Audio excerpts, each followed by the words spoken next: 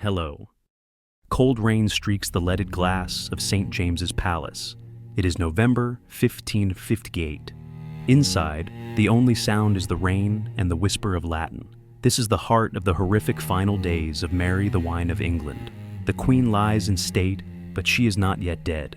Her body is swollen, tight as a drum. She believes it is God's prince. The court knows better. They have seen this before. It is not life. It is the disease that has hollowed her out. On the table, a small crystal vial of consecrated oil. It was blessed for the anointing of a new Catholic heir. Now, it waits only for the priest to perform the viaticum, the last rites. She brought the pyres to England to save its soul, but she is dying alone, abandoned by her husband, her councilors already turning toward the new sun in the south. Why was a queen so certain of her divine mandate left completely isolated? And what truth was her own body hiding from the crown? A queen's body should not keep such secrets.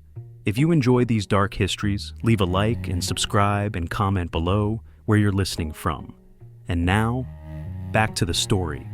The public spectacle of the Queen's pregnancy collapses into a single, suffocating room. The chamber at St. James's Palace is a prison of velvet and shadow, the air thick with the smell of beeswax, holy smoke, and medicinal herbs is a tangible weight. Mary is no longer a monarch, she is a body under surveillance. Her physicians and ladies-in-waiting are now her wardens. They control the information, they control the door. Her husband, Philip of Spain, is a world away, having long since abandoned this cold, damp island and its barren queen. The councilors who once bowed now meet in other rooms, their voices low. They refer to her only as the patient. Her authority is a ghost, lingering in the heavy tapestries while the living circle, waiting. But Mary resists. She fights with the only weapon she has left, denial. She clings to the phantom.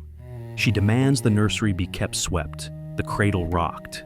She dictates letters to Philip, never sent, describing the child's movements. This is not madness. It is a desperate final strategy. To accept the pregnancy is false is to accept that her reign is barren, that her God has turned his face away.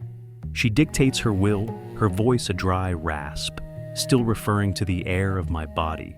Her councilors accept the document with cold deference. They know it is worthless paper. The mercy they offer is quiet. It is brought not with iron, but with logic. Her advisors, the few bishops who have not already ridden south, beg her to name her successor. Just sign the document, name Elizabeth. This is the hidden price. It is the only way to secure the realm, they whisper.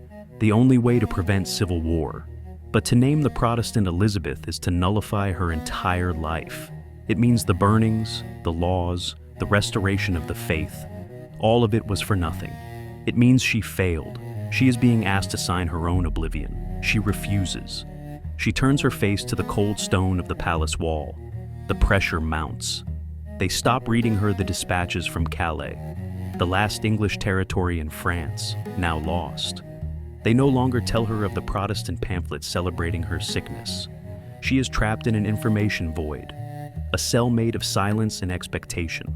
Her body, which she believed was a divine vessel, has become her cage. All she can do is wait for a sign. But the room only grows colder. What happens when the divine sign is silence? The soft pressure of whispers hardens into the scratch of a quill. The document is brought to her bedside again, laid upon the heavy brocade. It is no longer an offer of mercy. It is a political ultimatum.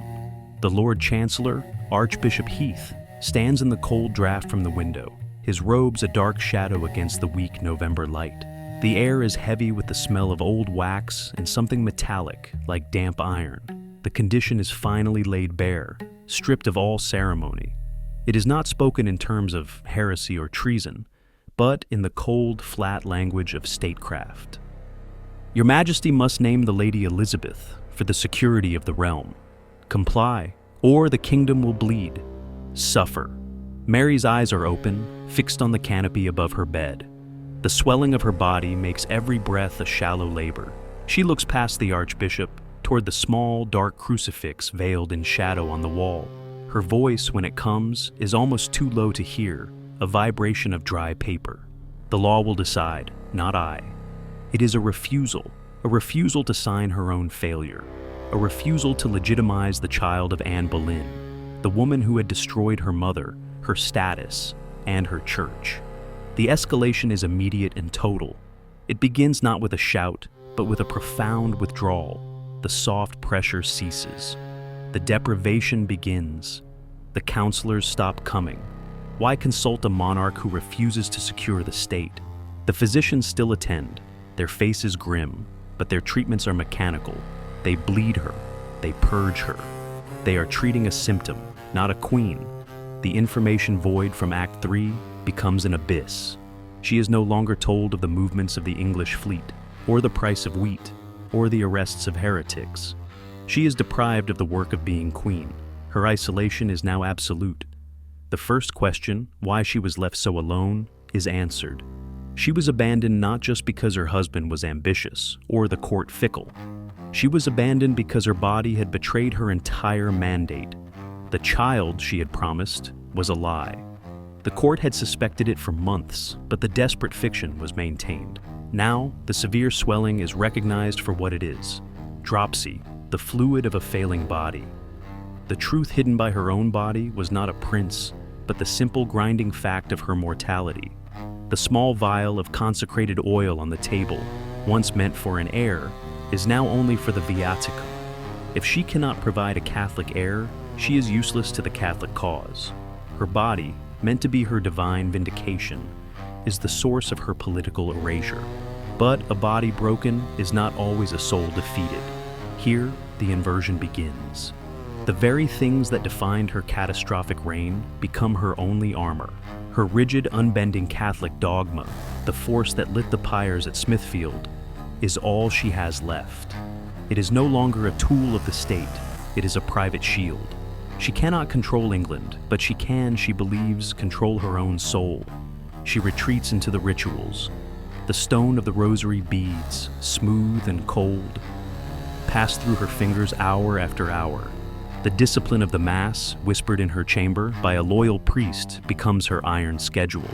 Her silence is no longer deprivation. It is her final vow. She will not speak the name Elizabeth. She will not participate in the dismantling of her life's work.